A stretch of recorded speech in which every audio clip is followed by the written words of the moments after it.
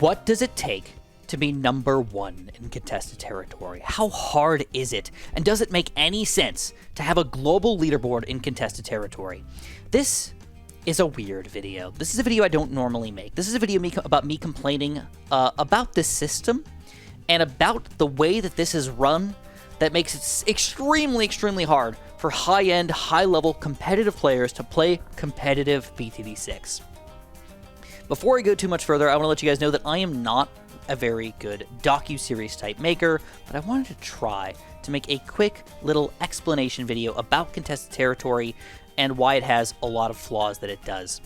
So, let's jump in here. Contested territory is Ninja Kiwi's brainchild of making BTD6 competitive, but not just competitive for one player, competitive for groups of players. So now we have a clan of 15 players that all work together to try to basically beat a territory or own as much possible territory in contested territory that you can. So let's talk about how contested territory actually works, and then we'll dive a little bit into kind of the issues that are going on. So you're fighting up against 5 other teams of 15 total players, which means 6 total teams on a single map or a single arena. And each one of these is made up of a bunch of individual tiles, and those tiles have different ways that you can beat them. For example, you could do a least cash tile, you can do a least tiers tile, you could do a time attack tile, or a race tile, or you could do a boss balloon tile. And all of those are basically just different tile types that you can have, and each one of those tile types is also going to be limited in weird ways, like you can only play with these towers in this arena. So all of that is fair. That actually makes sense. That's actually a really cool design, actually. Some of the tiles are very, very difficult, if not somewhat impossible, because of the way that they're sort of designed. But in most situations, it works pretty well. This, overall, designed okay. Then you've got 3 different types of tiles. So you've got just the average regular tile. These guys are going to be worth 20 points. You've got the banner tile, which are going to be worth double that, worth 40 points. Usually they're a little bit more difficult or a little longer to beat, but still generally the same thing, just worth double the points here, and they're supposed to be more contested. People are going to try to fight for a little more. Then you've got the relic tiles, which are really interesting because they're worth less points than all the other tiles. They're worth 10 points only. You might be asking, well, why would you want to go for a relic tile? Because you earn relics. So relics do a bunch of special bonus things for you. It can give you the ability to basically do extra damage to camo balloons, or do extra damage to ceramic balloons, give you extra cash at the end of every single round, give you hero bonuses, 15% extra hero bonus, even pop purple balloons. You can combine those 4 relics of your choice, basically, into your relic section, and make things just easier for you to pop and get even better, lower, or higher scores, which is pretty cool. That, again, not flawed. Still a reasonable system. Maybe relic tiles could be worth 20 points still, but it makes sense that you're sacrificing something to make it so you're going to eventually get more points in the future by getting easier, better, higher scores for later on. Okay, cool. So, if we're just playing against the other players that I'm playing against, this is what we would normally see. We'd see our local teams, and we'd see how many points that they have over here. Notice I'm right now in the superior Joes with the least amount of points, only 20 points. And as far as local players are concerned, there's only 5 total players playing. So this is the first big flaw in contested territory, is who is active, and why are there teams of 15 people where the event ends in 5 days, and there's only 5 players that have totally played any tiles whatsoever. On top of that, those players have not even used all of their tickets. This person has. They've used none. They've used 1 ticket. They've used 2 of their tickets. 2 of their tickets. People aren't even playing with all their tickets. What's the point? I don't know. So that's one of the biggest flaws right there, is there's not a lot of active teams, and joining a group where everybody's actually active is very difficult to find. Just overall. It's usually going to be something like this, where it's just a bunch of random sporadic players that are kind of fighting against each other. And if 2 people are playing against each other, that might just be the way it is. But then, here's where it gets really funky. So, local teams and scores can be very fair in understanding who played more, not necessarily who's better at the game. Specifically, if only a couple players are playing against each other, you probably won't be contesting much territory. You're probably just going to beat your own tiles, and just earn some points by beating enough tiles and whoever played more. Alright, fair enough, whatever. But once you get to the global teams, this is the biggest issue of them all. So before I get to this big issue and why it's such a big deal, I wanted to hop into the Discord of us planning out how to be number 1 in the global leaderboard to actually get to number 1. So I want to be straight with you guys, and I don't want to try to ruin anything, but basically this person named Isomo reached out to me and asked if I wanted to play in a group where everybody's going to be working together to try to get to number 1 in contested territory. And Tootie and Ethan Reed were both working together in this group with us to try to help out and be the number 1 team in the world. Timing was a bit unfortunate because when we were trying to do this, it was right at the update, right when Beast Handler came out. So I was quite busy already playing a lot of Bloons Start Event 6 and doing a lot of video action. But either which way, I just want to say I don't want to step on anybody's toes. Hopefully this isn't going to be a big deal that I'm sharing some of the stuff in the Discord. So I want to show you guys what it takes to be number 1 and why it's so ridiculous that everybody did this. So first of all, I want to shout out that they were saying right away you have to be online every single time at the exact same day, specifically right around 7 o'clock p.m. US my time, to play all of your tiles right from the get-go. You have to be on right at that time because the more points you earn, or the faster you get your tickets spent and used up, the faster you'll be earning points, so you can get them back again in 24 hours and then do it all over again. But this is kind of what they would do. They would plan out exactly how and what tiles to earn to get the most effective point systems. So you could take the most of everything, kind of all over the place. They would plan this out and actually do something like this. Sometimes you would even let somebody play with their 4 tiles just so you could jump to the next 4 tiles in order here. So even though I'm saying do it as fast as possible, it wasn't necessarily always that way. Sometimes you specifically wanted to go for certain tiles. So everybody used kind of a planning system. They would plan out what they want to do and what tiles and relics they should actually be earning here and how they can do that the most effectively. They would talk amongst themselves and how they could actually possibly do this and everything. And then you get to the currently working on and or tile planning. So this is active. Everybody's on Discord while they're playing BTD6 at the same time, and they basically talk about what tile they are specifically doing right now at this exact moment, so somebody else doesn't try to also play that exact same tile at the exact same moment. You have 15 players. That is important to do.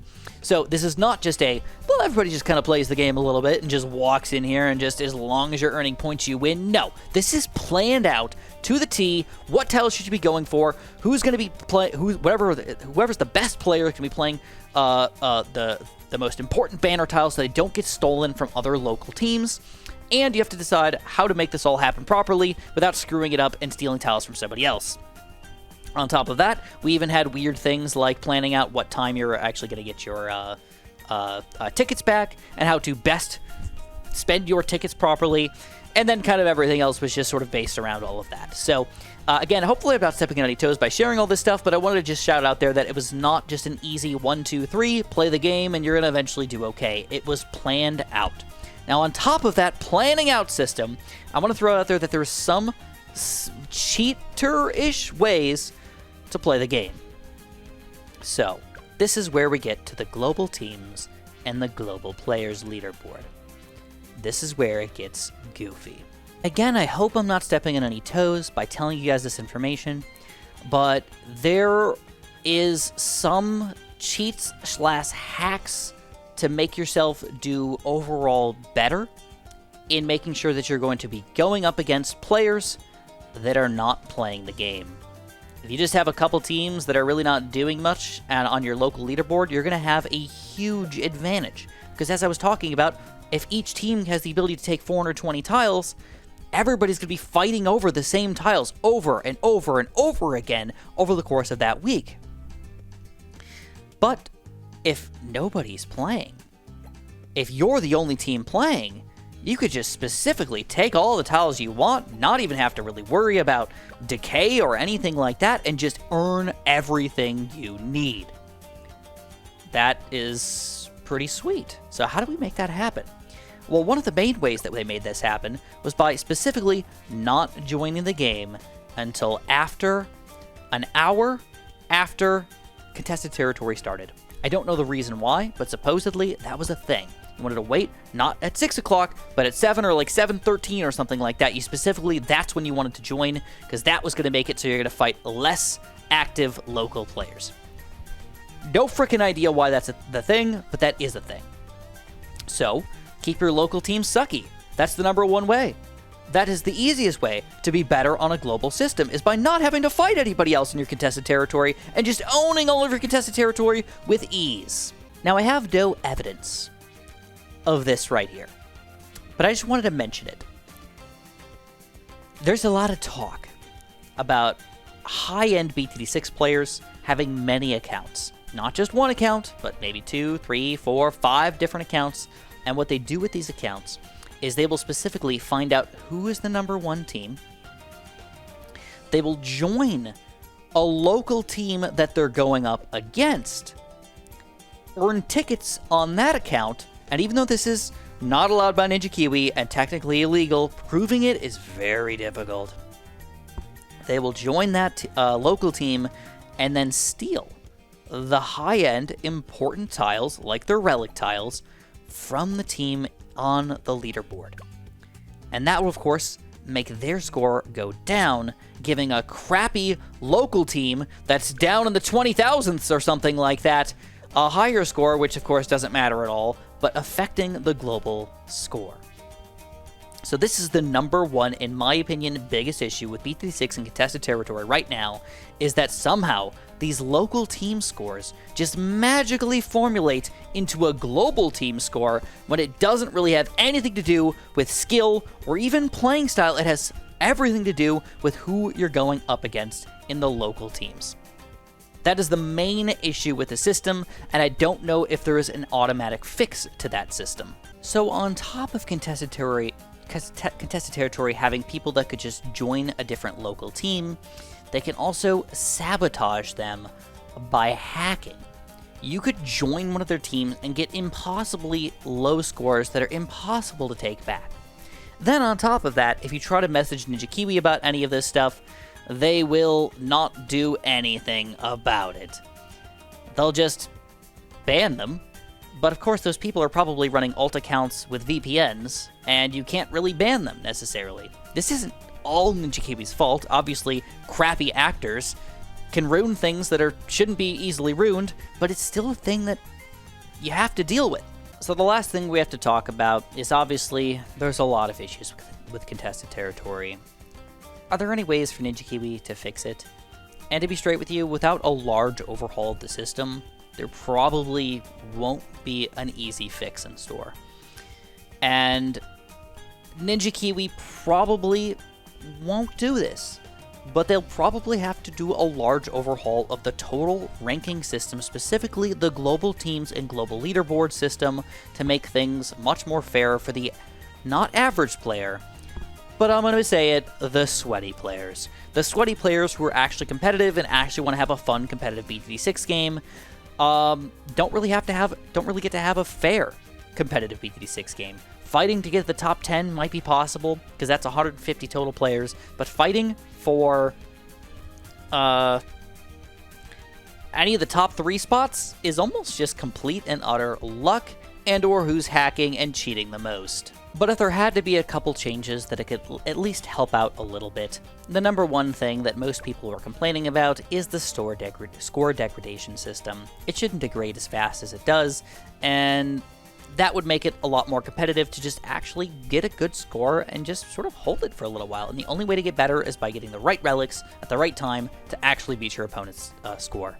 But it runs into more issues with blocking them off. So it also isn't a perfect answer. You could just block off a team from ending up getting anything by stopping them from doing anything and not having any relics to compete with your ridiculously amazing score. So it really would take all players actually starting off strong to end up finishing strong.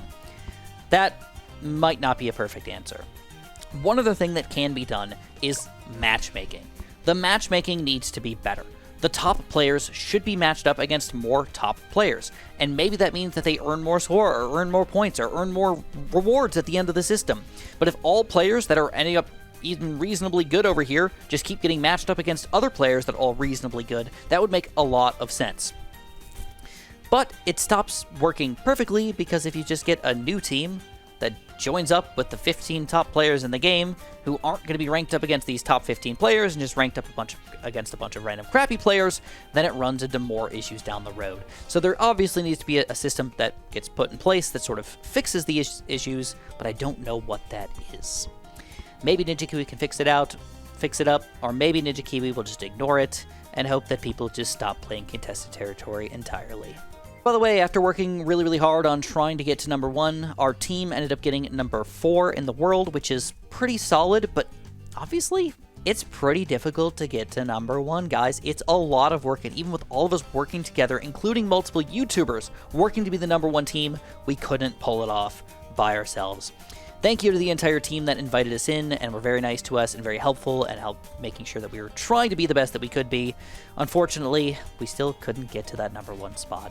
If you guys enjoyed, make sure you press that like button, make sure you subscribe, make sure you use my SJB Nexus code. And of course, have a super duper delicious day.